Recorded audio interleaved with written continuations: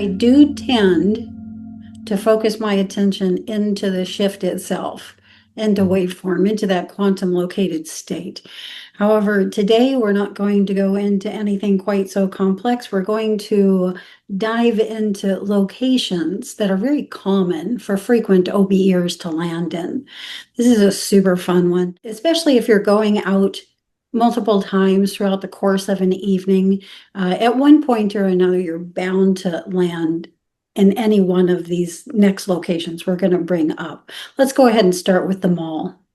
I used to hate landing in the mall because it seems so mundane. Yeah. And it was always so busy. The energy was chaotic. I didn't really know what to do there. I was near the beginning of when I began going out of body quite regularly that I found myself landing there quite a lot. And mostly I would land there and be regaining my conscious state. It may have been slipping, and that's maybe why I landed there. And that may have been an opportunity, that's not the right word, a situation in which I might have continued losing lucidity. Yeah, my conscious state. So I never liked landing there, but I noticed that over the years, what could happen there began gradually graduating into more depths that could actually occur right there at the mall. And this is important to mention because powerful, wonderful, creative moments can happen in any moment while we're doing the most mundane thing. We can have these wakeful moments in there where we begin to experience and see more than we usually do. And this is how, over time, I came to see them all as an opportunity to do more. So for instance, whereas first I really didn't know what to do there, and I was probably losing lucidity and going into a dream state, it changed. I noticed I could, for instance, get on an elevator and go up, and it would heighten my conscious state. After things like this, I might notice that I would reach a landing to where you do change floors, but rather than an elevator be there, there would be something like totally not something here in our physical reality, like an invisible platform would open out and you would just walk on it and it would lower you down. And then I decided there was so much to do here. I would work on my sensory states. So I still hadn't developed the sense of taste at that point. And so I would go somewhere I'd go to the food court. I still remember the very first thing I went for was a chocolate shake. And because I specifically wanted to feel the sensation of cold. When I worked on things like this, it would also heighten my conscious state. And so I would work on something more complex than taste. I would try to go through walls, for instance, or try to go into a wall and just be merged right there in the wall or something like this. Were you being observed at all in that experience? I feel so. I feel at all times we're being observed in the experience, accompanied and observed. However, it's not always being observed by us that this is taking place, that's there. I mean, did you ever get to interact with something or some being that would bring it to your attention that they know, like that you're trying to go through the wall or something like that, like that they're seeing what they're doing, that what you're doing? No, because if I was at an actual mall, they would be in the 3D frequency bandwidth of the mall while I was in the etheric frequency bandwidth. So they wouldn't even see me unless they too were in an out of body state. That had happened a few times where I was seeing other travelers in the mall as well. I never engaged them. They were doing their own thing. It was just an observation that I had. Mhm. And things continued to evolve in the mall to where I was getting precognitive data and then fully forward into where the entryways into the shops themselves were portals into other frequency dimensions. So much is possible, but that gives us a general idea of the kind of things that are possible at the mall. I'm sure if anybody's listening that's going out of body, especially if you're going out regularly, you've likely landed at the mall. And this will give you an idea of some of the things that maybe you can do there to advance your experience there and your conscious state, to reinforce your conscious state so that you can go into, when you go to the mall, you also shift from the mall, into another location if you're able to make consecutive shifts. I was always able to make consecutive shifts all throughout the night. And I have a quick question about this. Yeah. Was going to the mall part of your experience at all in the 3D, like something that you did, like maybe as a child, as a teenager? Because I did not grow up going to malls. And so malls are very destabilizing for me with, Mhm. my synesthesia. And I, in the 3D consciousness, consider going to the mall and it's like going into a portal. I, honest to God, have almost no recollection of what happens while I'm in there and not in an OB. So I'm avoiding that space as much as possible. That's interesting. I hadn't thought about that. People in other countries that don't have malls the way that we do here in the United States, yeah, they might not land there, or maybe they do. If you're from another country that doesn't have malls, but you've landed in the mall in an out of body state, let me know. Uh, yeah, we all went to malls. Mhm. Yeah, that's all, the independent shops, by the time I'm becoming a shopper, buying my own clothes and things like that are malls. Yeah. So, but it's not like I wasn't one of those people who went and hung out at the mall. If I needed a haircut, the hairdresser was at the mall. If I needed clothing for school, the shops were at the mall. So, yeah. So The it does have some sort of a component of a, like a common thing for humans to be there, right? Mhm. Well, I think it's a common concept in that it's a classic example of the drama of what we call real life, right?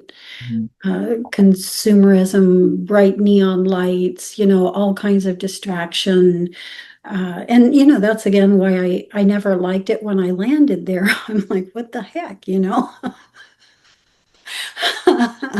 But like I say, there's a lot that you can do there to reinforce your conscious state, to practice, to go further. And doors, again, are almost always portals. So entry into anywhere is almost always a portal. Mhm. Yeah. And then there were people that I was supposed to meet. The mall can also be a meeting place. Mhm. A lot of meetings between galactics and ground level began occurring for me at the quote mall. Yeah, especially the clandestine meetings. Can you say a little bit about that? Clandestine. I have them, I just don't have them in the mall. So yeah. Yeah, where I'm being given information from entities that Mhm. it shouldn't get out that they're supplying the information. Mhm. Yeah, Like a spy. that happened multiple times. Yeah. Mhm. Interesting. And All it's right. easy to sort of hide and stand next to each other like you're ordering something, and so I think it can a place to blend in. Spy Yeah. movies were my favorite as a kid, still as an adult, really love that idea of like collecting information, almost like a scout. And it's like it may or may not be up to me to decide what to do with that information, but just take in as much data as possible while while not revealing any data about yourself. Yeah, I had one of those experiences just this morning. Um, Rather than go down that rabbit hole, let's go to the next location. The next location on my list is the movie theater.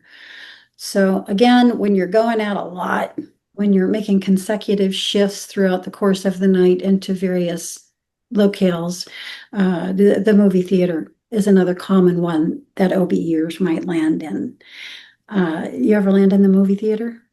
In front of TV, not in the movie theater that I recall. No, the TV, yes. The TV is Okay. talking to me and it's doing things and it's playing, it's like the watching the movie, right? Which is such an interesting concept because when we in the 3D watch a movie, the movie's already done, Yeah.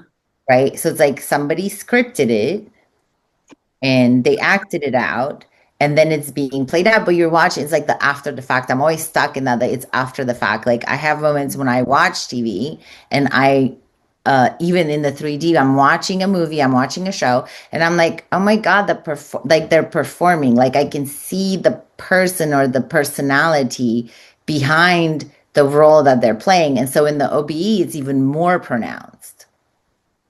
Yeah, TV's come into mine a lot too. Usually it's indicating a differential in frequency bandwidths. Ah, And you like I'm literally go seeing. through the TV into that Mhm. frequency space. Yeah, but the movie theater is unique unto itself. The audience, all of the chairs, again, it can be a meeting place. It can be a place where most of what's happening is happening with the people right there in the seats rather than anything going up on the stage. But when it is the stage, often I find I'm being taught something. I'm Mhm. being taught quantum physics, or I'm being taught some complex theories. And while I'm there learning it, it makes perfect sense when I'm in that frequency Yes. space. And then the moment you shift out of it back in to, for instance, here in the beta frequency bandwidth, you're like, oh, what was that again? You might be able to write down certain keywords, but as far as the meaning of it all and how it worked, that's usually gone. It's probably here somewhere embedded, but it's not at the front of my conscious state of attention where I could reword or rephrase what it was I was being taught. Uh, so anyway, yeah, that would often happen. But what about clues where it doesn't make sense, what is being played on the screen, let's say, it doesn't make any sense. And then I come back into the 3D awakened state, right? Or it's not awakened, but this dream. In this one. And then I'm like, oh, I have all this information. I write it down. And then I go seeking out, I go look for things. So like, what could this mean? Then I get all my information back. When I start to go research the bits of the clues, then I get all my information back from the OBE. It's Mhm. almost like I have to find something in the 3D to pinpoint it so that it can like lock in and match it. An interesting thing about my OBs in particular and the data that I would bring back and the data that I would not bring back is communication, words, anything spoken was generally left behind. The amount of data in the experiences from the top of the night to the bottom of the morning was just too much. I couldn't hold it all. So No. they weren't simple experiences. But another thing that could happen, because you made me think of something that could happen while I was at the movie theater, is I might be getting some programming, Hmm. meaning what was there on the stage, which could also be a screen, might be repeating the same thing over and over and over again. Like it would say it and I'd be able to hold it for just a moment. And as soon as it was slipping from me, it would say it again. Hmm. Hmm. Yes. Yes. So I don't know what that's about. And I don't think I ever brought back key data on what it was that was attempting to be held within my own conscious state of attention. So yeah, again, generally gone by the time I get back. So there would be certain information that would hold me more riveted than most anything else. And what happened there in the movie theater never made the cut. Almost never made the cut. This will take us to the next one, classrooms. Now, classrooms are always going to get my attention, more so than the movie theater. So I would often end up in classrooms and all kinds of different ones in school campuses. And it's not that I ever experienced much, like I might, from an out of body state, like literally be stepping through into a college campus, fully embodied, mid stride, walking from one class to another class. I might look down at myself and see what I'm wearing, notice that I'm holding books or whatever I am in my hands. Maybe look around for a moment and see the others around me, how they're dressed, anything that stands out that might be odd or different to hear. I might come into an awareness of where I'm going, what kind of a classroom I'm heading toward, and I'm already being pulled from it, and I'm, you know, directed somewhere else now. So it can be that fast. Wow. Yeah, classrooms are one of my favorites. I mean, right up there with another one that we're probably going to touch on, classrooms. And in fact, I was just telling my best friend 2 days ago that I'm a Virgo. So I was born in mid-September. Mhm. And I was observing how, the patterns of the Virgo is that they're late August, early September, which everywhere around the world, this is where we're back to school. And I said, I'm like the embodiment of classes in session, like constantly, like here's more information, like we're learning, we're being, you know, taught. And so landing in classrooms, again, it's about a lot of information where I can open the books and see things that appear, right, as it's blank pages, but like suddenly writing appears and I can read it and that will stay with me. And I'm like, what? But I'm so aware. I'm not in the dream as if I'm the personality being in that role. I'm aware that I'm inside the dream. Like it's like there's a almost like a background of me in that personality in the dream all at once. Yeah, interesting. I was like, oh, I'm here again. Okay, pay attention to like what's the writing because the writing will highlight like where my eyes need to go. They would just highlight. Hmm. Do you have any further experience with schools? Did you ever go deeper into the dimensions, into the mystery schools and things like that? Yes, they're my favorites. The school where it's not this age of school, like amphitheaters types. Also schooling like classroom, but like looks like it's like you were saying clandestine, like there's a gathering and there's this information and then we have to like listen. Information is being passed and again, things are being given and then I have to open and look and read that. In the shamanic arts training that I did, we were asked to figure out like what are personal happy place, if you will, or that you can feel most yourself. And I always end up in the library. It's always in the library. Like I literally have a library in my house. I have like over 500 books that I've collected, all having to do with the, mystical experiences or mythology or anything, because that's my interest. Mhm. And it's like, oh my God, I've recreated the library in the 3D. Yeah, because it's where I end up all the time. And it's endless. It's so big. The library is endless. It doesn't, there's ways to go up and down, like you were saying, on the different levels and layers. And it feels like the higher layers where the books are, not everyone is allowed. And I am not always allowed there. Like I have to meet conditions, sort of, right? Mhm. And then I do know it in the experience that, oh, I'm actually going to be allowed in the higher levels of these books that are not accessible for everyone. There's scrolls. Scrolls are interesting. Way before I even knew what the OBE was, when I was a child, all the way into, I'm going to say my early 30s, I had a repeating experience in which, when my eyes were closed and I was in that halfway place between wake and dream in the morning, often I would get the scroll in front of my face, and there was an orator, and the orator would read what was written on the scroll, and it would just sound like prophecy. And this repeated again from the time I was a child into my early 30s. So I would get that a lot. I have a question. Mhm. I have one for you too. Go ahead. When you were at the mystery schools, were you ever robed? All the time. Okay. Most of the time robed.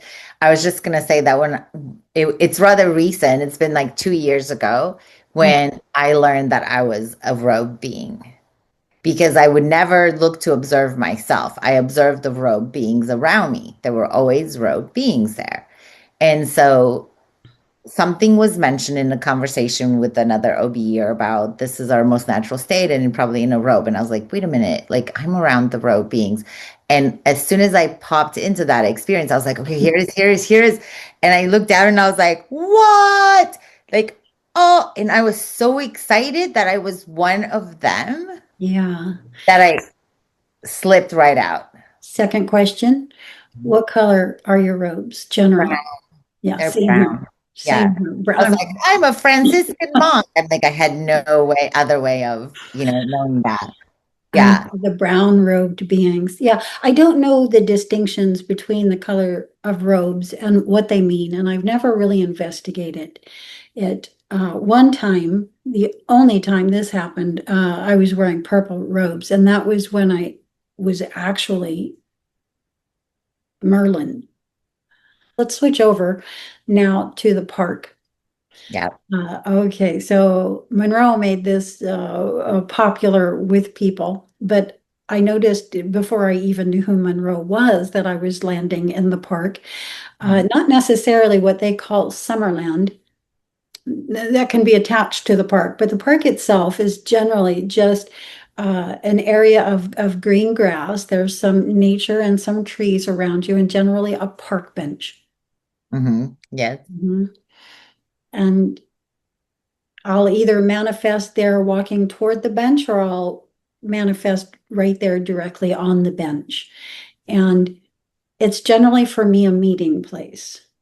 I think it's a meeting place between where we are here in the 3D Earth life and out there somewhere. I Yeah. can't, I wouldn't hazard to say how far, but it's a meeting place between physical and spiritual, let's say. Yeah. And so people can manifest on the bench either invisibly or visibly. They're just behind your line of sight, or maybe sitting right next to you on the bench, or you could just be left there by yourself. I'm generally, when that happens, I'm generally in a state of contemplation and needing to rest. I'm processing information, perhaps from locations I was at prior to landing at the park. I'm trying to come into some kind of clear picture or just process information that may have been hard on my system. And generally, when that happens, if a presence is there with me, it's standing just behind my line of sight. I never attempt to look at it. I never think to. But it will be the differential in the level of presence of that one and myself can be clearly felt. It's generally warm. It's comforting. It's easy on my system. It's there assisting to handle some of the overload.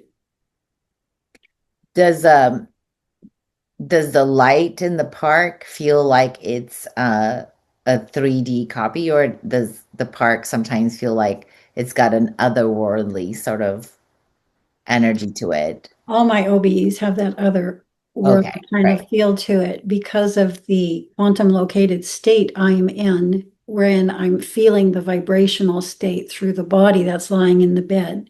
So there's a level of presence of that in every one of the fields that I'm occupying. And so, yeah, that otherworldly, because of, again, of the quantum located state, is Yeah, present throughout my experiences. Yeah. yeah, because it never feels like, oh, I might be at the park. It's always like the sun is different. It's so much brighter. It's more golden. It's a very clear space. And have you ever had the experience of someone else being there, another human looking being that gets really scared by you being there? At the park, no. Oh, interesting. No, because it's a tweener. For me, it's a tween space. So Mm. there'd be nobody there that was ever shocked. Only other people that are in the in-between would be there. Yeah, but often nobody else is there. This one's kind of funny. I started ending up in this kind of a situation a lot when I first started going out of body. I would end up in a cul-de-sac. Cul-de-sac is where a street ends and like you can't go any further. So it's like a dead end. Uh-huh. Yeah. It was like I was being sort of corralled into where I couldn't go out beyond what was right here, and I would just look at what was right here at the end of the cul-de-sac, right? And so in one situation, for instance, it was a cul-de-sac on a row of homes.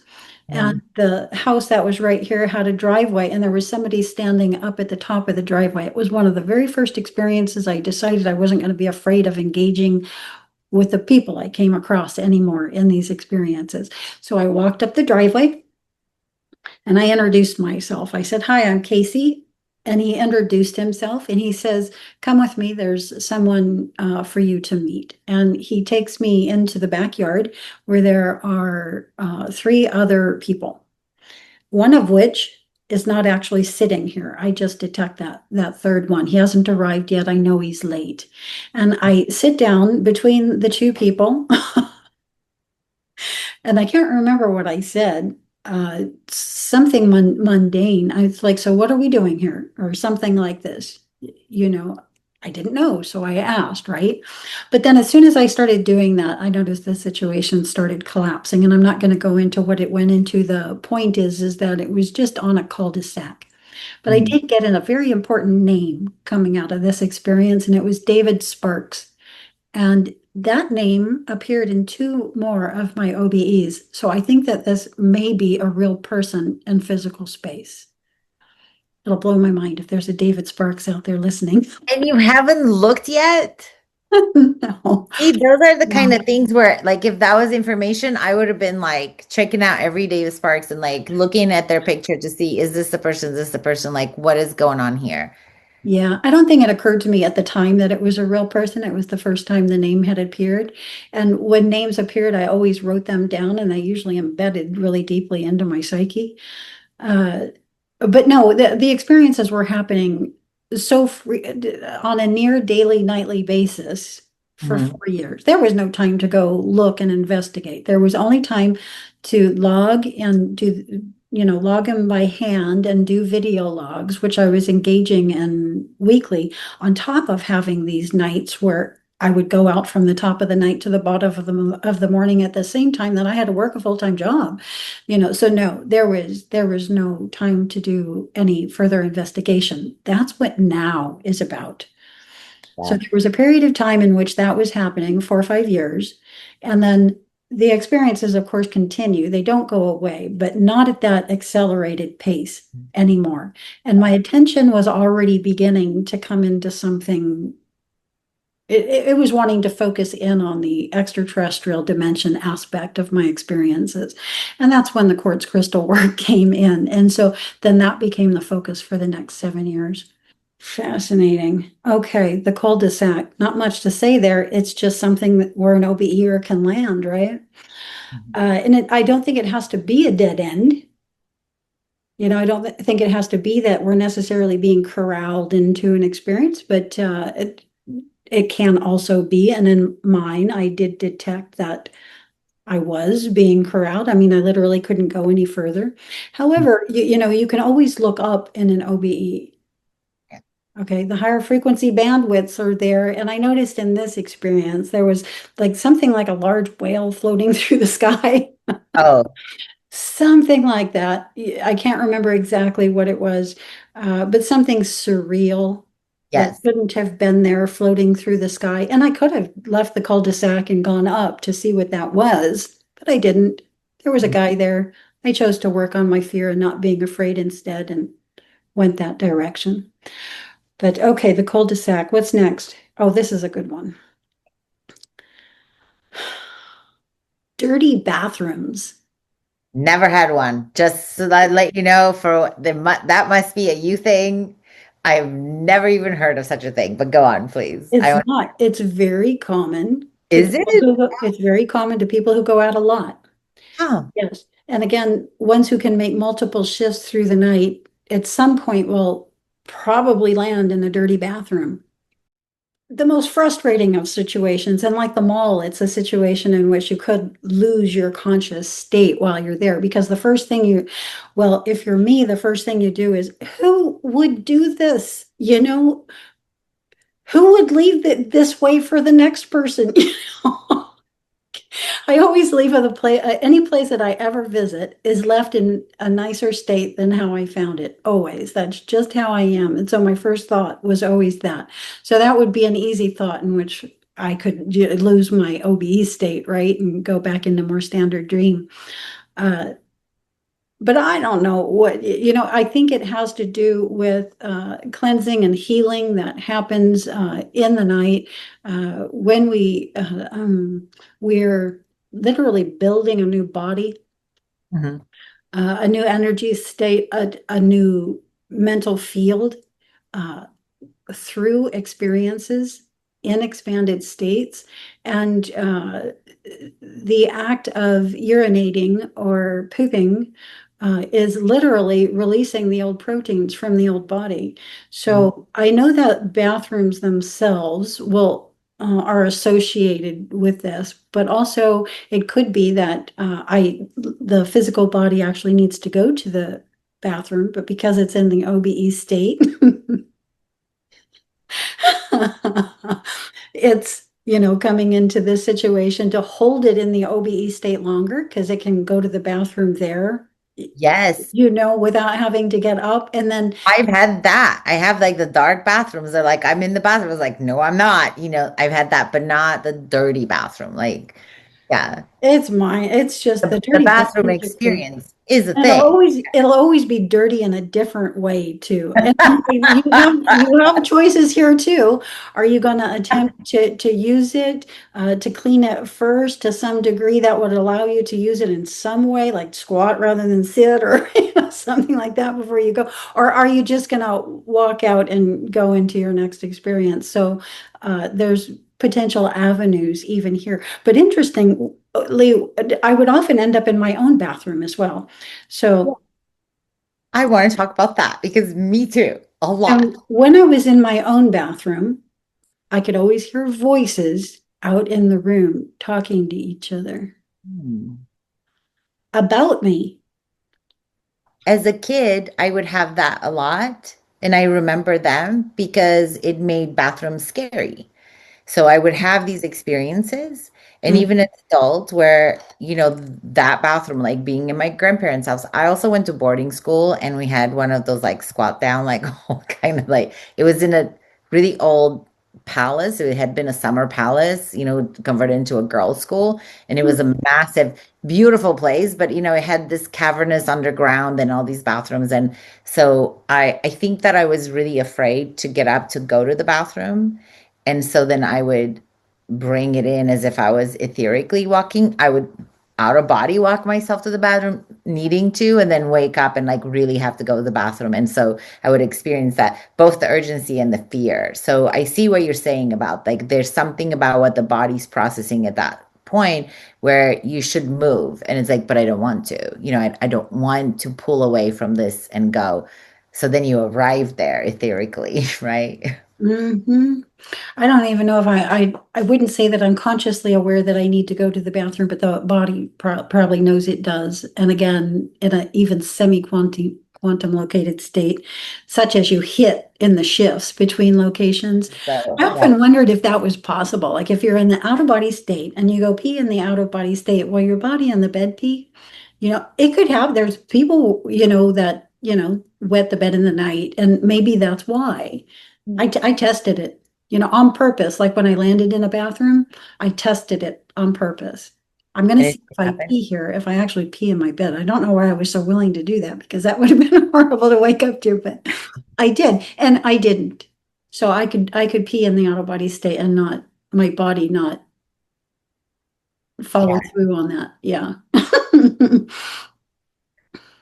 Okay, fun. Dirty bathrooms. What are they about? Any OBers out there? If you have any ideas, let us know in the comments. Let's go on to the next one. The hospital. And it could also be a bloody hospital. So just like bathrooms could also be dirty bathrooms, hospitals can also be bloody hospitals. So the experiences can be quite dramatic. But have you ever, or it could even be residential care homes, or skilled nursing facilities. But that whole idea, have you ever landed in a situation like that?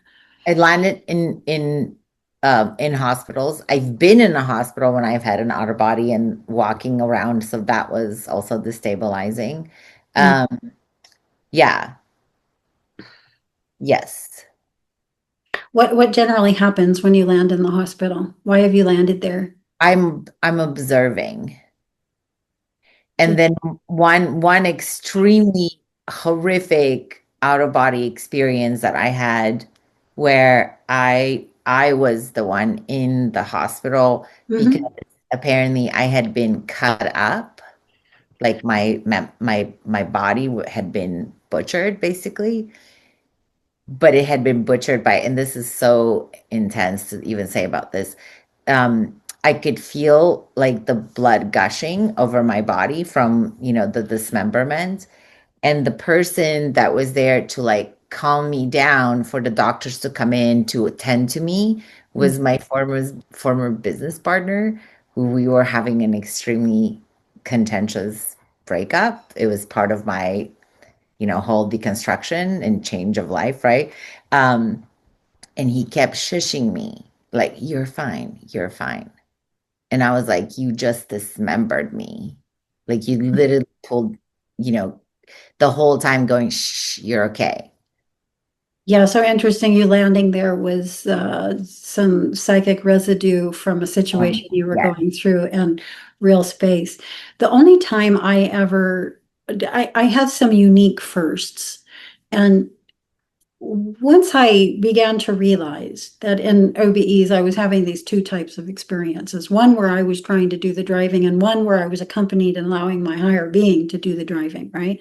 Once I realized that, I opted to let my higher being do the driving so that the OBEs were more effortless, so I could go further out, so I could do more shifts, into more locations. I never, in the event of all of this, asked for anything except for this one time. I had landed in a hospital-like situation. It was actually a residential care home. It might have been a sniff that was off of a hospital. I don't know.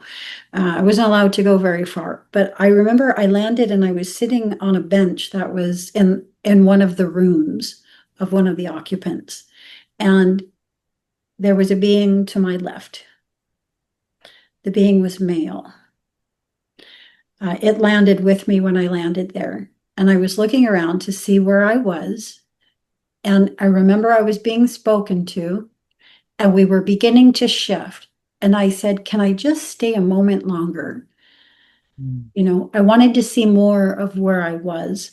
And the shift stopped and it focused back in on the room where we're sitting there on the bench. And I was like, wow, that was easy. All I had to do was ask. I got up off of the bench. There was a window. And I went and I looked out the window. And we were high up, maybe 12 floors up. The window was rectangular shaped and it was raining. The rain was just gently falling. It reminded me of Oregon, where it rained. I lived in Eugene, Oregon for a while, and it just rained every day, every day, every day for the longest times, it would seem. And then after I got the view, I didn't recognize the view from out the window.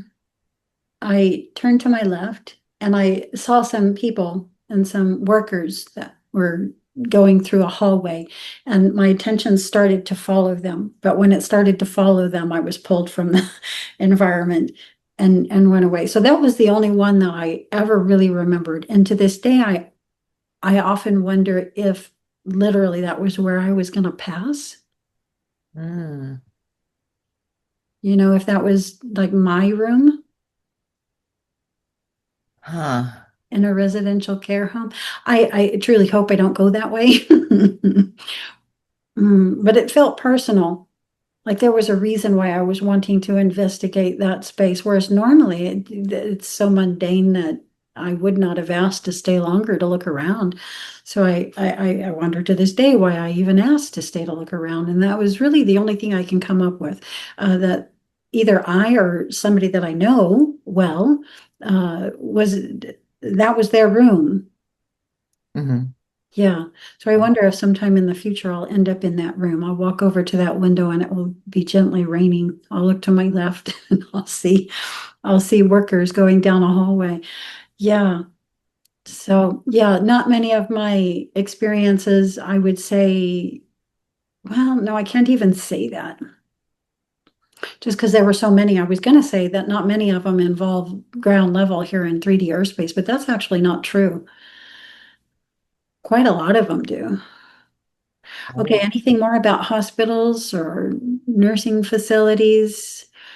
Again, No. health and healing. I mean, that one's obvious. It could be death and dying, could be any of those concepts, that are being. Yeah, I do end up in those. Not so much in the hospital. I think more like a war zone type, the passing moments or um, moment of, let's say if it's in a war zone where bombs and shrapnel is happening, so that Mhm. it's almost like a mass event. It's not Yeah, more. And I'm always observed as if I'm not supposed to be there. and then I'm observed. So for some like I pop in to kind of lay over people is what I've noticed that I do, especially Mhm. children. So Mhm. Same here. Identical. Everything you just said, yes. yeah. But okay, all right. And the last one on my list, as far as mundane locations where we can land in the OBE, is the airport.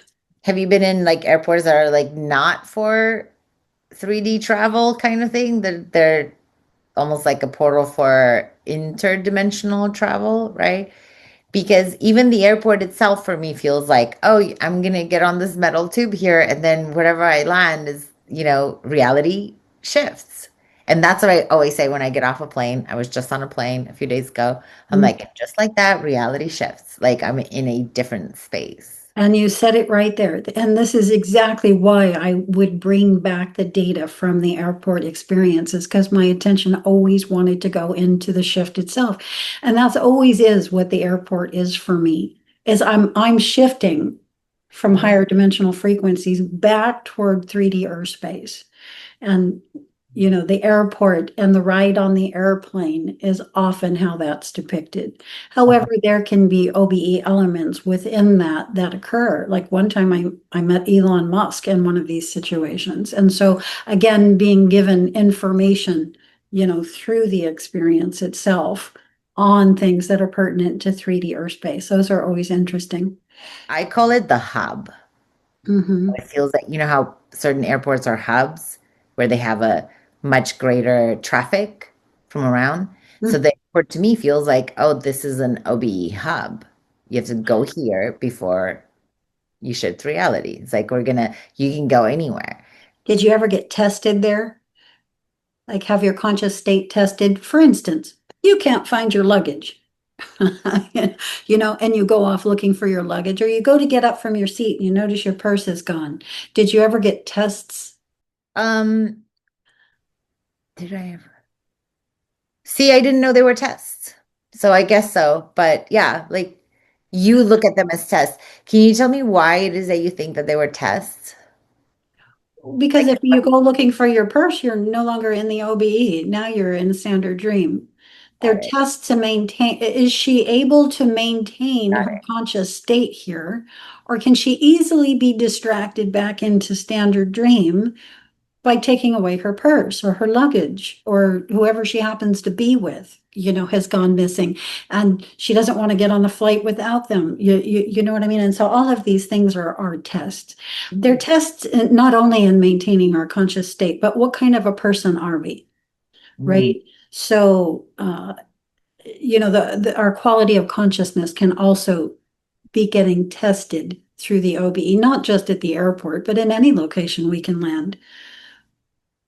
I guess I failed at all the tests because it has not occurred to me until you saying that these are tests. I mean, it does sometimes that like, oh, wait, right? Like, wait, I know what I'm in, but it hasn't occurred to me in that way. So Mhm. I'm always interested in like why this? I'm like, why? Why this? Is would that be the same thing as saying just like, okay, why am I here? Why is this happening? What's going on? Like what's the thing behind the thing? No, questions aren't a test. The test is again, can you maintain your conscious state?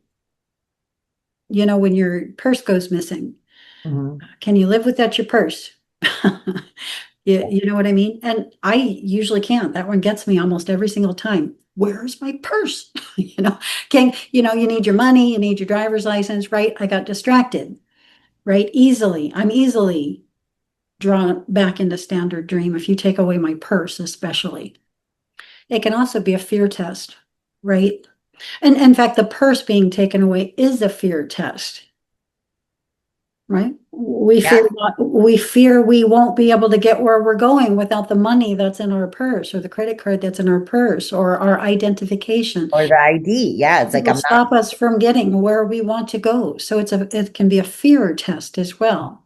Yeah, we're constantly being tested. This is what I was going to say. Anytime there's a choice and we are always at a choice point, it's a test. interesting. So everything is a test. School is in session. Like I said, more to learn. All right, so those were my 8 for the, sort of mundane locations where we could land. But what are some other common locations where OBEers find themselves? Temples. And what I mean, I call them temples. I've since learned that there is a concept called the cathedrals, where seeing, viewing, understanding, learning about the actual structures of places and locales, like what are they specifically, why the structure looks like that, what is being done in it, what is it used for. So I land in, so people call them cathedrals. I call them the temples. Seeing everything about why it is that way. Also learning about why it is that human beings build temples, like why we're actually trying to Mm, recreating the structure, particular mandalas, the sound tone geometry has everything to do with it. It's like, wait a minute, what's happening here? Where I believe it's my understanding, for my interpretation for myself, that we're trying to recreate these spaces, these states, these places, if you will, that sure, we don't. what's possible in them, Yes. meaning the expansion of consciousness. Yes. Now, I have upwards of 1,000 experiences under my belt, and I've never landed in a church or a temple. A monastic order, yes. A Tibetan Buddhist apothecary, yes. Uh, but never a temple. And this might be because I don't have a religious background, so I wasn't raised going to church. And I don't either. I mean, I wanted to be a nun, but that definitely wasn't, no one was supporting that. It was just from the historical perspective. But I've had these experiences even with South American tribal pyramids building, Mhm. like a whole history of it download. That's phenomenal. It was like ongoing. I was like, wow, this is that I totally get it. Like I get why human beings are doing this, why we do this, and the beautification of it, and why it's like considered sacred space. What I also thought was interesting is that I tend to have these experiences when I'm on some sort of sacred ground. If I'm visiting, We're you gonna know, get there in just a moment. okay. I'm wanting to go there as well. I'm like totally wanting to go there as well. But let's do a few more of the more mundane locations. Not like this one is mundane, but you had mentioned it. And so how about the void? Yeah, what about the void? So, void is interesting because it's not scary, but the void itself the experience of the void can be scary because it's new and it's actually void. Like, the void is emptiness. And the experience of the physical self not actually being there, even though there's still a self as consciousness there, that feels destabilizing into trying to integrate that whole experience. Sure. Eventually, the void became, it's so calming that it's almost like, oh, could I please again? Right. But there's almost a loss of the perception of beingness in the void because that's what the void is. And it is destabilizing. It was one of the most destabilizing experiences because when I started to portal, I would call it, into the void, it was sort of ongoing. It went on for a long time. The void is ground zero. Yeah.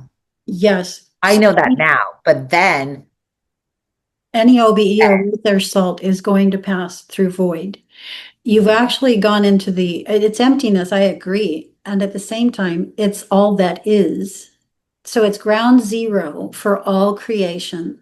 It's like a blank blackboard with mhm, nothing written on it yet.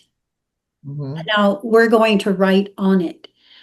When I first started going to the void, one thing would happen. One, it was an amazing experience for me. I was never afraid of the void. And I would be in it, and it's for people who don't have the experience yet. It's 3D pitch blackness. And it's comforting, it's quiet, it's restful, it's peaceful. You can feel your pure presence. You have come back, and I don't mean you, your person, I mean you, consciousness, are there, unconstrained. And it feels wonderful. I would always rest in it for a period of time, and I would probably rest into it forever. Mhm. However, at a certain period when I would be in there, a bright light would flash at me, and I just wouldn't be able to help myself. The question comes, what was that? Right? What was that? I mean, you can't help but wonder. You're in this pitch blackness. It's wonderful. You're enjoying it, and all of a sudden a light flashes out at you. Of course, you're going to think to yourself, what was that? And as soon as you wonder that question, you begin moving into an experience. At the same time, you are actually coming up with yourself what that is. Mhm. Is it a reason to love, or is it a reason to fear? That's always the choice that comes, right? And if you choose this is a reason to love, your curiosity is going to sit way in the front of you, and fear is going to be hopefully way in the back while you literally, go and innocently explore what that is.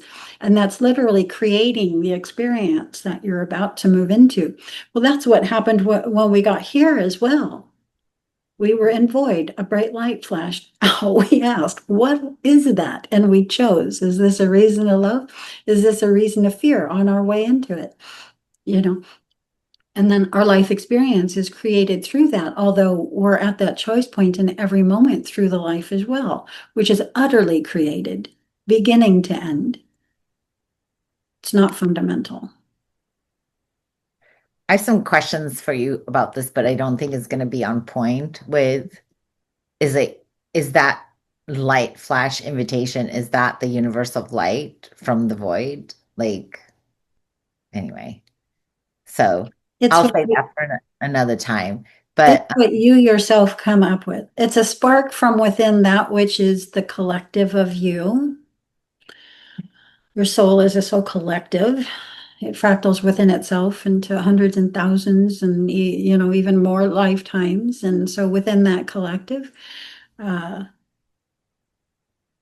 you have a collective knowing, a collective mind, a collective energy structure. Yes, and that comes up with what it is. You leading the leading edge of it, right? But it's behind you, and you can draw from its intelligence and skills as you head toward it. it wasn't for me that the void was not that was scary. It's just it's almost like there was full sensation, consciousness of it Mhm. to to be in it. And so in the in-betweens, no. And when I started to have these experiences, I could be walking my dogs down the street and everything would pixelate and void out. Like I was in that experience while I thought I was standing up as a human being in human body on a street and everything was gone. The sound, the lights, the structures, the everything, and just, you know, and then coming back in, it felt like first of all, I'm not there, the void. Like, it's not like I have a body that I can look at. It's as if the experience for me was like that I am void. I wasn't separated from it or a thing in it. I was the thing. Void And is then all there is. in asking questions about it again, I didn't have instruction at the time. I didn't have, like the background that I have now. And but in asking questions about it, people would offer me all sorts of interpretations from their perspective. And I was like, no, that's not what I'm talking about. And no, that's not it. And no, no, it's not that, right? Because everyone would be like, oh, it's this. And I remember somebody being very insistent one time that I'm quantum surfing or something like that, reality surfing. And she's like, the kids are all into it these days. And I was like, I don't know what you're talking about. I'm not surfing anything. There is nothing. it is nothing. I am nothing. Yes, we would call it, just for anybody listening, maybe wanting to understand the concept a little better, we would call that consciousness. Consciousness void of experience. Hmm. Yes, exactly. Consciousness itself, pure presence itself, void of experience. However, within the one consciousness is your personal, your discrete consciousness, your soul, seed consciousness. Some people call that a soul, right? Um, and it's there experiencing the one pure presence, void of experience. Mhm. That's what void is to me. The dimensional existence, the cosmos, universes, galaxies, solar systems, and planetary bodies, and all of the life that occurs therein is created. So can I throw this in right there? Mm. That would be the difference between the a void experience and a black hole. Does that make sense? Because I've had someone that suggested that, oh, maybe you were inside. It's like, no, a black hole is actually very busy. Like, have you had that experience? Landing in a black hole. It's like a black hole is very busy. I The have one experience of coming close to a black hole yes. and me declining Oh. the experience. So I would no, I would always go into void, but I would definitely say that a black hole is not the void. It can land you in the void, sure, sure. Haven't Anything can land you back in the void. Yeah. Because again, the void is ground zero. 3D personality Delia, right? I had a very hard time integrating that. Once I started to, that I wish that I could be in the void more. It also feels like the most healing space as far as, a healing space or the healing place being, I believe that's what you called it, right? Um, that actually feels like that's the healing place for me. Definitely healing can happen there. Hmm. Yeah, it's quite amazing what it can do for the 3D Hmm. consciousness. We Yeah. can rest there instead of where we have actualized ourselves to where the healing is manually taking place, let's say, because there is no healing when there is no experience, right? So pure presence void of experience needs no healing. It's never actualized itself. Mhm. Yeah. So, but we can rest our consciousness in void rather than where the healing is actually taking place, especially if we're not ready for that information, if that information would be too much for the central nervous system at this time. So from here, let's go into space and time. Okay. And the most common one that I have on my list is previous homes, childhood homes. Often when we're going out of body, we're going into the etheric frequency bandwidth. We land in our own, the bedroom that we're, living in at present. However, that doesn't always occur. Often we're somewhere else in space and time, and we're actually in our childhood home, our childhood bedroom. So tell me about the times that this has happened with you. Oh, endless. My childhood bedroom has a portal that sometimes, even now, I have to go there to access the portal in the wall to go out into other experiences. And in fact, when I was a child, I would tell my mom that there was a little being coming through the wall. I was like 3 or 4 years old. It's like the little being that would come through the wall, and he's about this tall, and he has a little tunic. And I had all these like descriptions of this being. And I even asked my mom recently, I was like, do you remember me talking to you about the place in the wall in the old bedroom when I was little? And the little being that would come out. And my mom goes, Celia, we all remember you telling us about it. Nobody's ever seen it. And I'm like, okay, whatever. All So, right. Yeah. Well, same here. Let me confirm that with me also. When I end up in my childhood bedroom, contact is what I'm experiencing each and every time. In so many different ways, it can make your head spin. mhm. from feeling a presence in the room that I can't quite see yet to, and investigating what that is and where it is and all of that, to stuffed animals in the room coming alive and being utilized through which to engage with me, to healings Mhm. that are going to actually take place in that space that did take place when I was a younger person. Yeah, so all of this is happening, and it's often a stepping stone to an experience on board a craft. Really? Yeah. Yeah, that was my the meeting the blue beings was while I was ill in my childhood bedroom, and I was slipping out. I was like, it felt like the room was being tipped on toward my head, and I would come out the top of my head. And as soon as I was out, I could see my mom next to the bed and my body on the bed, and I would be out of the body and like, yes, like this. And these tall blue beings would catch me and smile at me, like, and put me right back in. And I was like, no, like, I want to be over here. And I just kept doing this. And then when completely, unconscious, I had a fever as a child, I woke up and I was fine. And I remember my mom and my grandma commenting that, like, that just went away, like in an hour. I was so ill. And then just like, boom, I was fine. Is there anything else you want to say about previous homes and childhood homes? I think I found the portal in every single one of the previous homes that I lived in, like for some weird way. Yeah. How many previous homes had you lived in? Okay, so let's see. Um, 6 that I have found access to. Okay, yeah, I had lived in 7 from the time I was born to the last house that we ended up in. But the main one that I visit when I find myself in a childhood bedroom is in the last one. Hmm. It was where I lived the longest. Yeah, and it's the one I can most associate with my father. Very interestingly, my dad is very associated with my awakening. His, whoa, huge tone. Hello. Yeah, it just came through here. Holy Just moly. moved through here.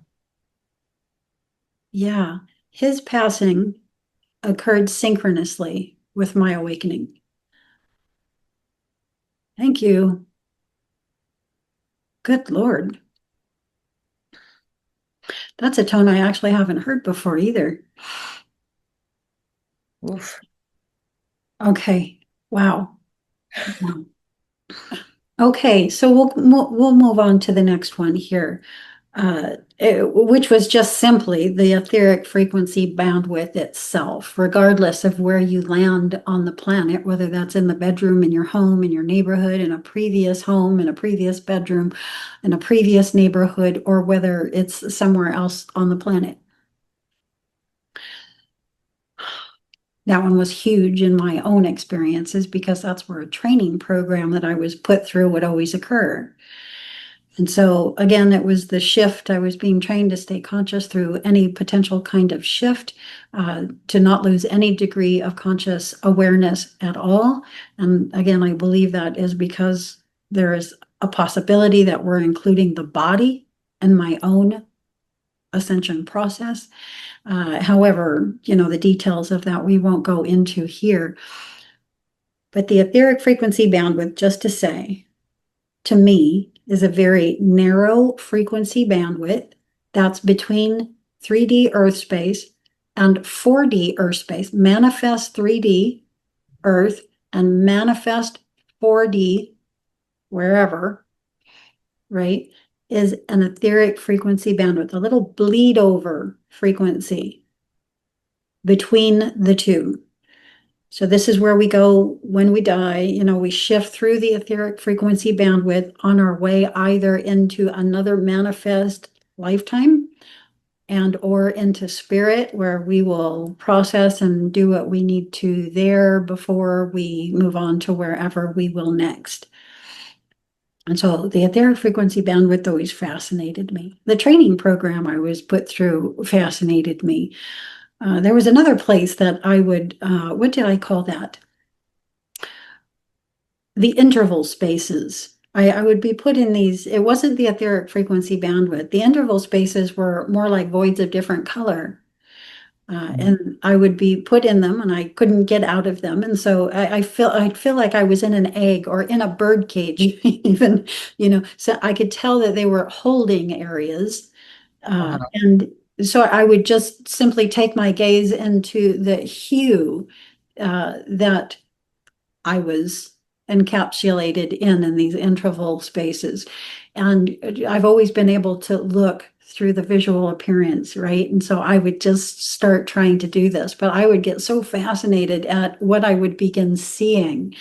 The different hues and little orbs of color and their little dances, and that would just keep me entertained while I was there. And I don't know why I was there. I suspected it might be to ready me for channeling, to vocal channeling, but I never really did find out. One day I might. And that's not on my list of places that many over years go, but I can't hardly mention the training program without mentioning the interval spaces as well. I Okay, call it arrays. do The you have, array. we're going to go into that when we get down into elements, but do you have anything that you want to add to the etheric frequency bandwidth, what that is, any experiences you had there? Or do we want to just move right along? We can move right along. I have a question if anybody has experiences as far as going to a house, right? Constantly going to this one house that is not a house they've lived in or that they've ever been in the 3D, but it's always the same place. Yes, I have locations that I go to that are homes, one in London in particular, where at the house there's other OBEers, Mhm. there's other awakening people, and it's not quite a party, but people are having fun there. We're meeting one another. We're practicing certain things like levitation and walking through walls and shifting from here to elsewhere and back, and things like this. Like you know the house. Like I know the house. If I got there, I would be like, that's the house. And I know and I've been accessing it for years and years.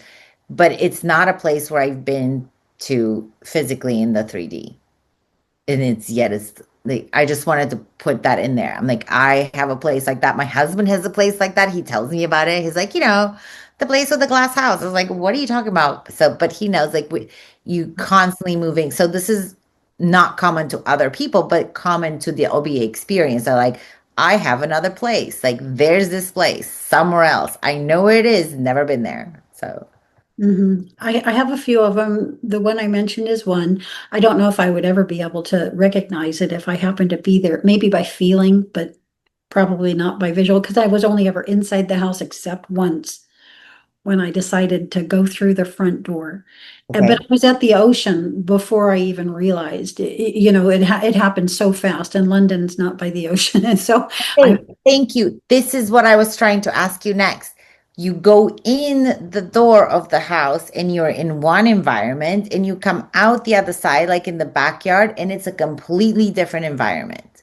And it's like, where is this house? And it's always the same. I go in this way and I come out and it's a different environment. yeah, my dad's backyard, my childhood home, his backyard serves as a place that's quite like that. Wow. Yeah, let's go on. Let's go to the future, past, and time dimensions. Do you have any direct experience or information on that idea? Specific events that are collective events as future events. Is that what you mean? Well, just about going to the past or future and what the time dimensions are, anything like that. Or we could go into, yes, anything that we've gotten on information from the past or future. I get a lot of information from the past where there's more things being revealed in a same event, or I'll look at an event, whether it's a personal event or a historical event, like something's being shown. Hmm. Um, for a couple years while I worked as an energy healing facilitator, future events that were so specific to my sessions with my clients, for my friends, just so specific. And then I think I mentioned it in other conversations that I just get that information, I write it down, I don't say anything about it, and then that's exactly what is needed in the session. I've learned a long time ago that very few times I need to inform people about what the OBE is. And then, yeah, future events were usually about working with other people, that this is what they're going to need, this is what's going to come up, this is how we're going to do it. And also, from what I understand it's already done. It's almost like we're moving into this other that no, it's already done. So then it's like I'm aligning with the event in time space. Mhm. And then I know how I did it. I get you. Yeah, I get you. Time itself is my high fascination in the OBE, along with the shift, with waveform, with quantum located states, time. I could never, space, it was easy for me to see what it was. It was easy for me to conceptualize it, with as frequencies, as dimensions, and even visually as what it is. However, time I could not detect in any way, shape, or form. And so I was just forever asking what time is now. The only thing I ever came up with, the only thing I could ever put my finger on or conceptualize is the time dimensions. So not time itself, but the time dimensions. And to me, right now in harmonic one, which is composed of dimensions one, the elemental life, two, the lower plant, animal, insect kingdoms, and three, the human, but also spatial dimensions as up, down, forward, back, and side to side. That are the space is the spatial manifest spatial dimensions. Mhm. And harmonic two, what I call galactic space, composed of dimension four, five, and six, are the time dimensions. So, in the same way that in the spatial dimensions, we experience, through being 1D elemental life into being animal, plant, and insect life into being human, we grow to experience those three dimensions. In harmonic two, we go through experiencing time, Mhm. dimensions of time. So I don't have this completely mapped out for myself yet, but we already know that here where we are, we can't do much with time. Time seems to be a flow that moves through us, right? I can't in 3D space go back to where I was 12 years old. I can't go back in time. I can't go forward. I can't jump forward in time. I can only let time go through me and allow that to perceptually change me and how I appear and what I'm doing, et cetera, et cetera. However, in 4D and 5D and 6D, I may be able to do these extra things with extra dimensions of time. And the way in which I'm able to do them will be varied. I don't want to go into it in any detail because this talk is on something else. I just would like to say that the time dimensions to me are galactic space, manifest realms 4, 5, and 6D. And I have gone there in my OBEs. I have landed in galactic space, onboard craft, on other planets, in and as other extraterrestrial or extra dimensional beings. Mhm. Myself, looking down and I'm extraterrestrial, extra dimensional, right? Mhm. And often this will shock my central nervous system. I'll only be able to look at my hand or the skin on my arm. Often in these experiences, there's scales, such as on a fish Mhm. or on a reptile. Yeah, and so usually the hands are clawed, and that will be enough on my nervous system. It's as much as I can handle. But Mhm. things like this will happen, and so I've been there. Now, as far as the future here in our own time space, from almost from scratch. I started being taken into potential catastrophic events such as tsunamis off the west coast of California. I have multiple experiences of this. I'm also taking into myself further down the timeline where I'm shown potential disease that can manifest if I don't begin to address situations here now. Yeah. Mhm. So, for instance, after one experience, now I tell this, I learned something new just recently, but I had this one experience where I was taken into a warehouse of diseased individuals. And I used to tell the story that when I came out of this experience, I had a mark on my face. And it was there until just recently when I tried some red light therapy, which healed it. Yay, right? But then I went back and I looked at some pictures of myself from before that time. I can't remember for what reason. Uh, but I have the mark on my face. So the mark on my face was there before that experience. So that experience was actually telling me of a situation that existed, which I hadn't even acknowledged yet, that would Mhm. manifest if I didn't begin taking care of it. And Yeah. so things like that will happen when I visit the future. I would say I can concur that in personal experience where I learned that these things are for diagnosis. They, especially because facilitating healing sessions for other people and whatever modality that I was using and how I made it my own. I'm not gonna lie, I made the modality my own. I learned from a lot of different people. Work with it, but it was for diagnosis. So I've noticed that the time dimension, whether it's densities or dimensions, I'm still working that out myself, right? Like getting access into that is strictly for diagnosis for choice points. It's like we're gonna get your attention. I don't know who we is, or you yourself to get your attention to something that actually is gonna need your attention now. Otherwise, it's going to go in a different direction. Like I've had healing for myself. I know there's certain things that have happened where I have had 3 bouts of get it together, and it's not even health.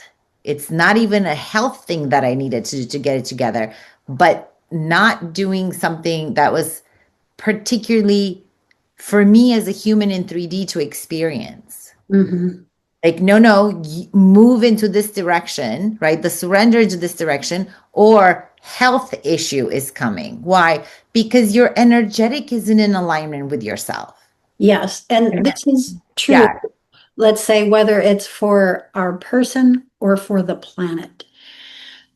So when I was given the potential catastrophic events that could happen planetarily, that wasn't just myself involved. So it can be just for our person and or the collective or entire planet.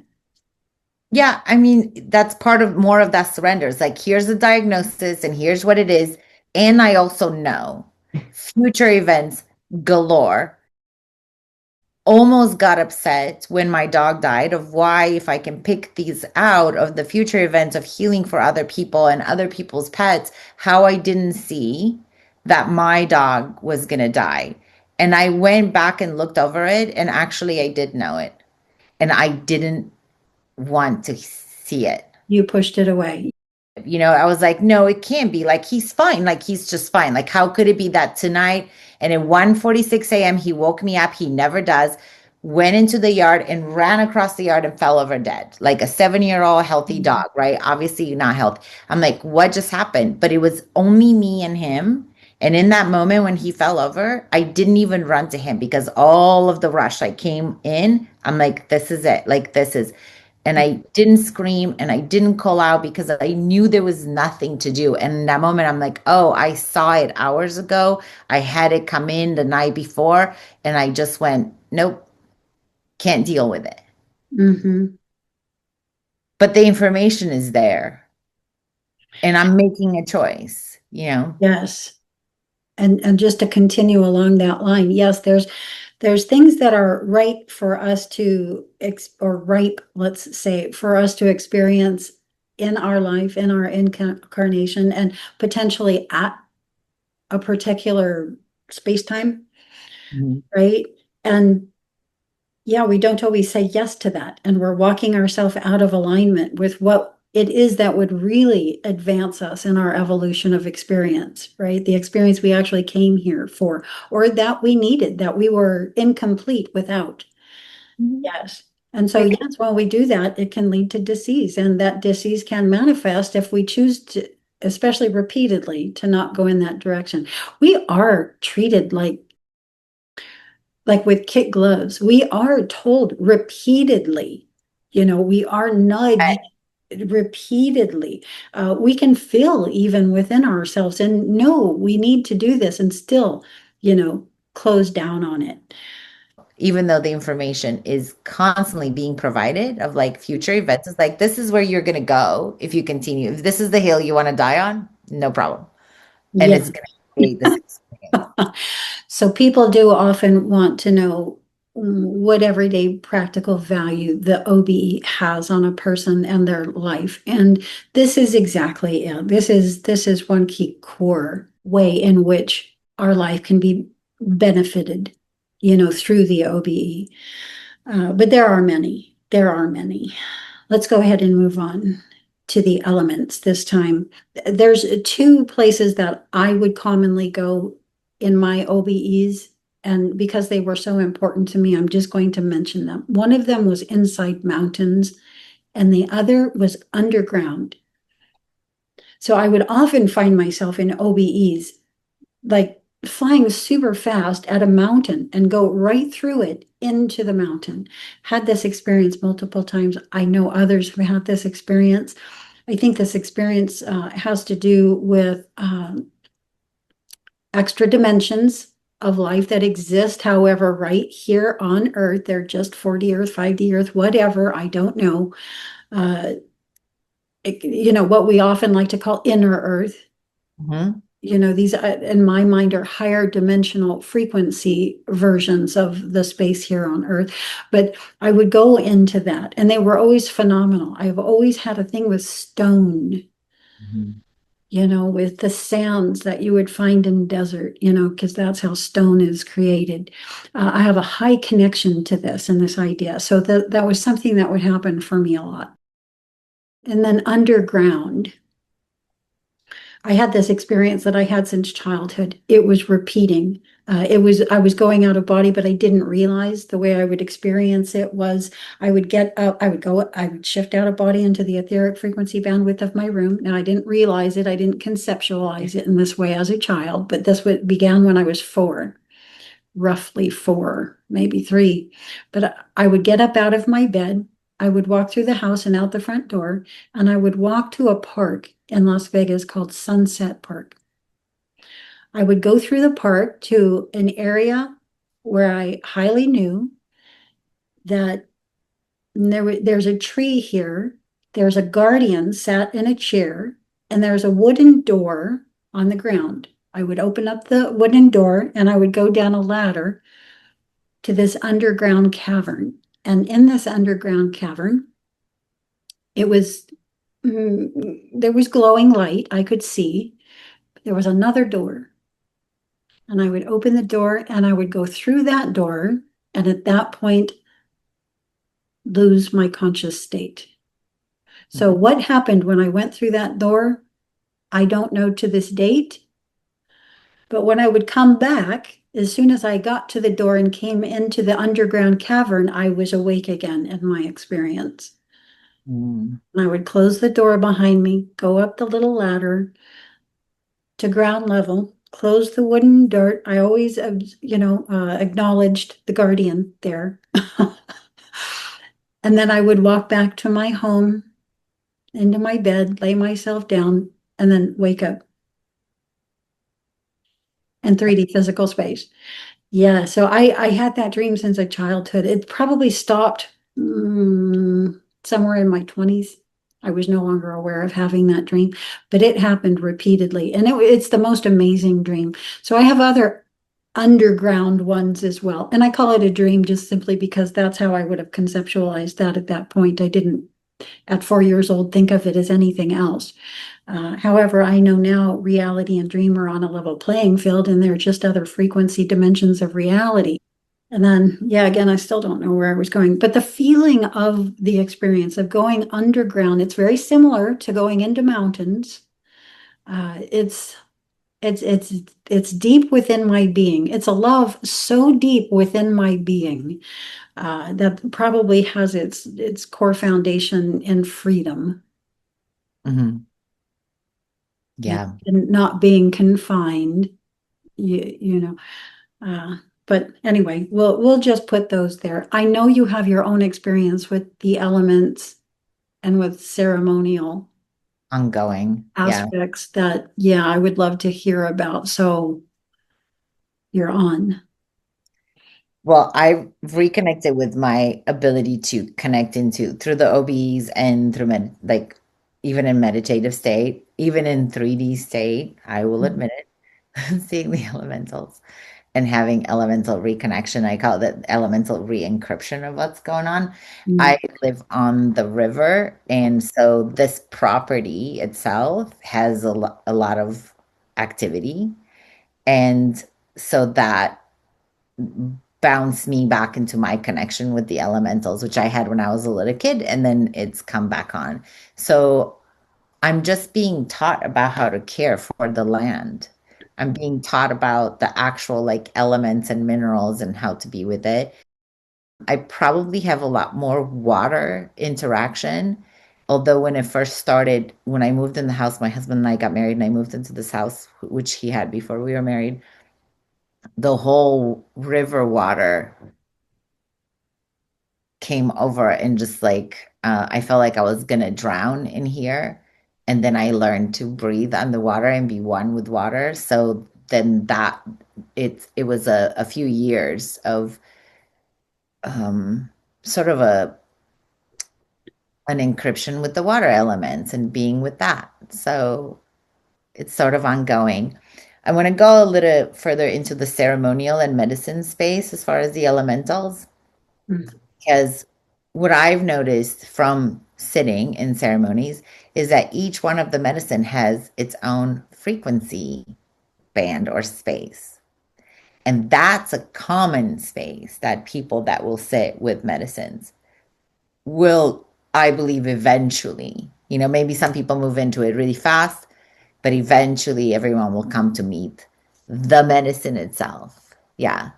I have a question. So when you say this, are you saying that, for instance, ayahuasca has its own frequency experience? Peyote has its own frequency experience. It's like meeting a being. So that being and that frequency experience is present wherever there is that medicine.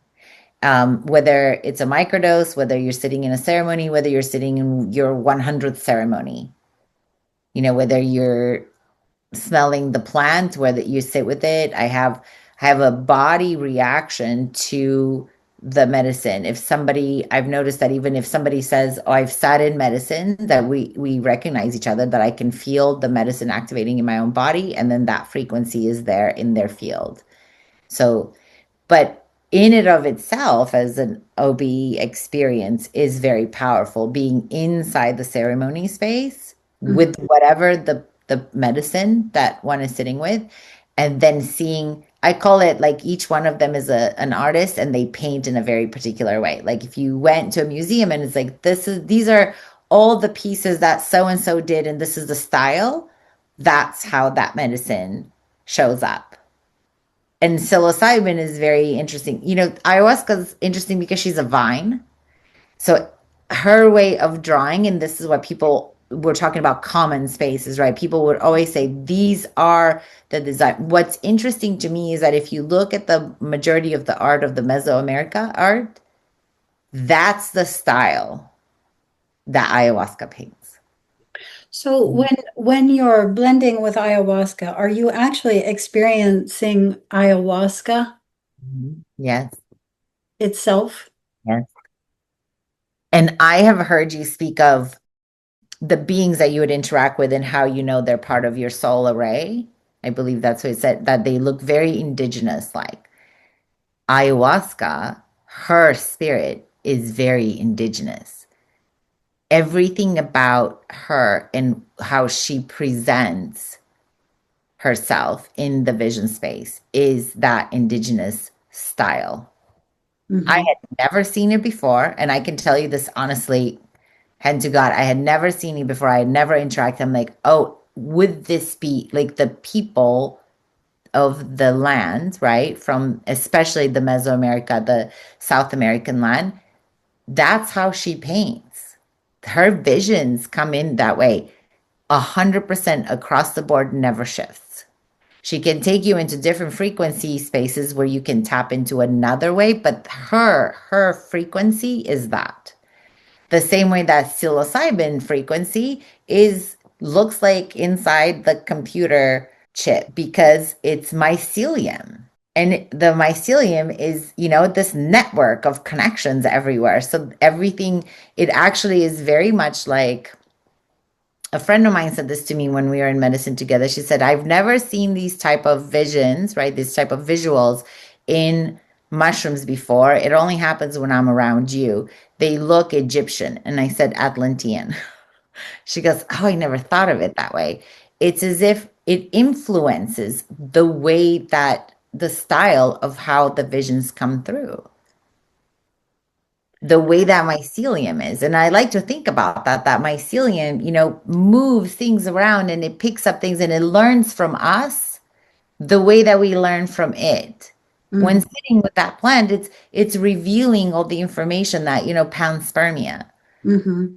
But it's also learning from us. So it's now like you're contributing into the quantum network of mycelium, what you have to impart. Yeah, that's fascinating. I've never ingested anything but conventional type mushrooms, but I have a strong connection with them.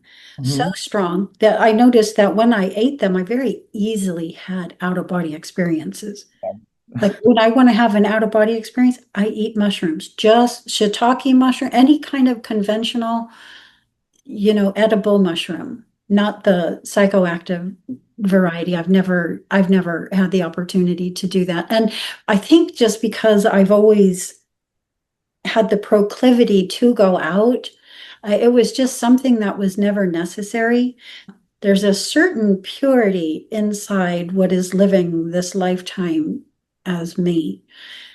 And it drives a lot. So, like, it's easy for me to fast, it's easy for me to survive with just fluids. It's easy for me to have experiences when I'm just in nature. It's anything that I can do that's as much as what I am as possible before applying anything to it. It doesn't seem to need anything. That's why brahmacharya, celibacy was easy. It's easy to not to get by on not doing. Mhm. You know. Yeah. So yeah, again, it's really hard for me to say to put my finger on what that is. Coded for it. I can show you someday. I'll show you all this in your Jinky chart and your human design. You're coded for that purity, for like I'm gonna find out through myself. Yes, Yeah. yes. What is fundamentally me? Consciousness, mind, energy, even this body. Yeah, it seems to be all I need. Yeah, Mhm. and the closer I am to just that, the more expanded I get. But to go back to the mycelium, mycelium is mycelium regardless of what else is writing on the mycelium network, right? Like it could be the psychedelic space, it could be the medicinal, right? It could be just, right? It's mycelium. It's moving through everything on Earth. It's the largest organism, right? So we're more supposedly science says that human beings are more like mycelium than we are like anything else, right? Mhm. So I can see the synthesis of it, and I'm personally not just enjoying it, but it's, I've healed migraines with mycelium. So the medicinal. So I love to look at like what does the medicine say? Like I can honestly in medicine, I can tell the difference in the frequency signature, fractal sound tone geometry and the colors of my house. If you blindfolded me and take me on a ride when I'm in medicine, I can tell you where I'm at. Mm-hmm. because I could read the ground that like where I'm at in space, and I'm either in my house or do you know what I mean? Like I've I learned to do. separate the information of the everything that goes into the 3D in that space. And Mm-hmm. I know that since we're talking about common things, I know that experiencers in ceremony, whether they do it through microdosing or herbalism or anything of the kind of supplements like magnesium, it's like you can actually read that energetic signature and get really well informed by it and really accustomed to it. I know the energetic signature of my girlfriends and my sisters in the dream state in the 3D Mm-hmm. because I mapped it. I can interact with it. I know what the thought is going to bring up. So the same with when I say medicines, I'm not saying that medicines are for anyone. I want to be very clear on that. But these are common spaces. They're elementals. It's elemental. I Like find it fascinating how the experiences of them each are so unique and even visually unique, texturally unique. But the pictures that you painted there, with the viney and the computer chip like and mycelium, yeah, yeah, it makes perfect sense. And it's fascinating. It makes me want to investigate. it's I have this ability to investigate not by taking necessarily something into myself. However, maybe just taking in the idea and focusing my concentration upon the idea of, say, psilocybin and having an experience based on it that way. Now I know that it's going to be unique and distinct to what's going to happen when you actually ingest it, because this is going to include the body in a much greater way than the other is going to experience. However, perhaps I can get a good enough idea that I'm able to follow some discussion and even, relate some of my own experiences to that, without having done it. I noticed that when I was a child, I could sleep with books in my bed. I didn't have to study them. I just had to put them in the bed. yes. Or things like a mandala, right? Like what the yantras are like. No, those are whole consciousness states and energetic frequencies or signatures of things inside the OBE or inside the medicines. You can see how a mantra is an actual seed of consciousness. That's what they call them, seed. Bija sound, seed sounds. Is like, what are they seeding? Is like they're seeding a consciousness that is like really well rounded and has integrity. It's like a sound structure. Mhm. And inside of it, you're like, oh, it splits the fractal for availability.